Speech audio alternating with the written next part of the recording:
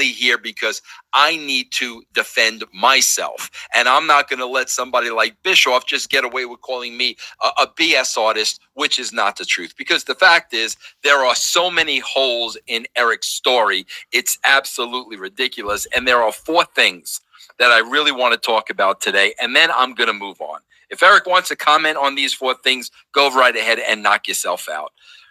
First of all, I want everybody to go back and look at Eric's comments and look at the hate and disdain in his face for Vince Russo. When he says the name Vince Russo, literally you can feel hatred come through the computer screen. From the first day I met Eric Bischoff never liked me. Why? Quite frankly, because I replaced him at WCW. And, he wanted the job back. I was there. He did not like me from the get-go.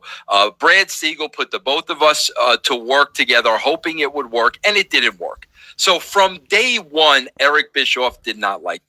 Okay. On top of that, Hulk Hogan did not like me. Hulk Hogan did not trust me. Hulk Hogan has already made the comments that if you were over 40, at the WCW, you were going to be out of a job. All these things have been said. My point is these 2 did not like me. And you need to understand that to understand how what Eric is saying is absolute nonsense. Okay.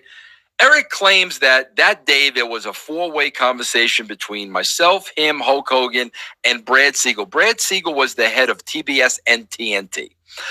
Eric says during that conversation that he laid out a story, Russo laid out a story, Brad Siegel voted for Eric Bischoff's story, and then basically Vince Russo went into business for himself.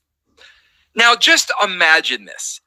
With as much as Bischoff hated me and as much as Hogan hated me, imagine if I went into business for myself and I told Jeff Jarrett to lay down on a live pay-per-view and in front of the entire world, Vince Russo showed up Hulk Hogan.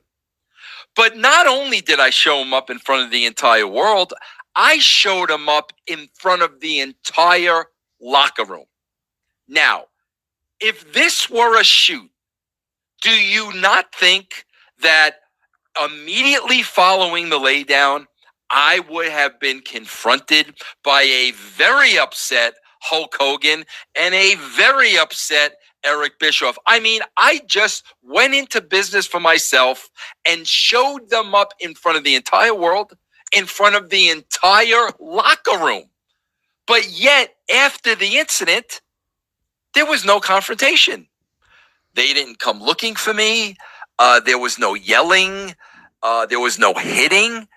Literally, Eric Bischoff and Hulk Hogan took their ball and left the building.